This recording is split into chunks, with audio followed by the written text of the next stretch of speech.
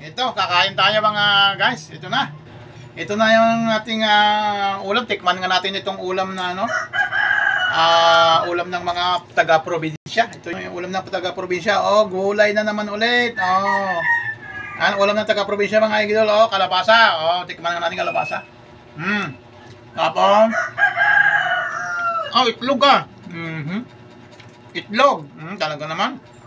Sarap ang ulam ng taga-probinsya, itlog, Tikman nga natin yung itlog. Tatlong putahe,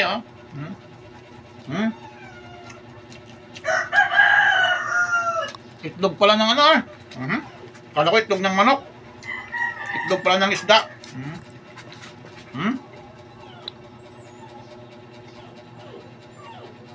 Ayan na. Ito naman yung yung tawag nito na yung seaweeds ba? Galing sa sea, sa dagat. Ano to? Makain ba kayo dito mga guys?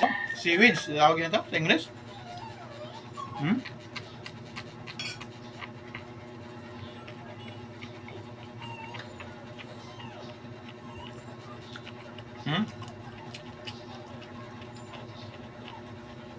Yun yung tinatawag na seaweeds. Hindi ko alam kung anong tawag sa inyong lugar ito mga guys.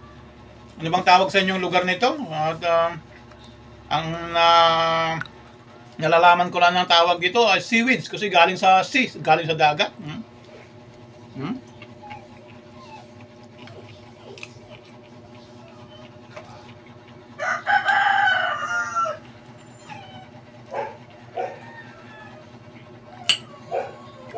Ang guys, seaweeds, Parang ito yung tinatawag na damo sa dagat. Mayroon palang damo na tumutubo sa dagat kahit na maalat.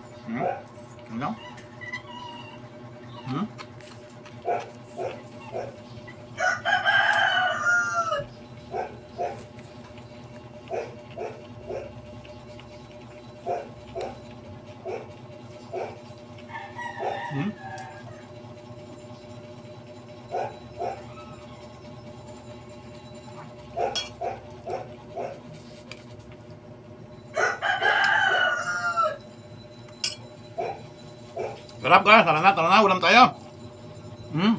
Seaweeds, ubusin ko na to. Mahal nito. 80 isang 1/4.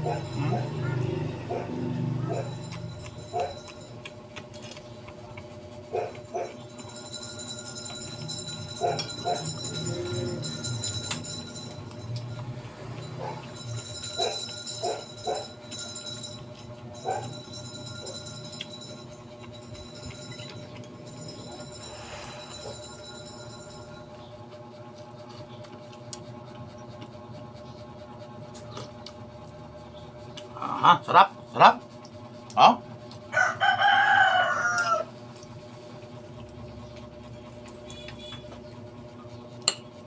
Ayan dami pa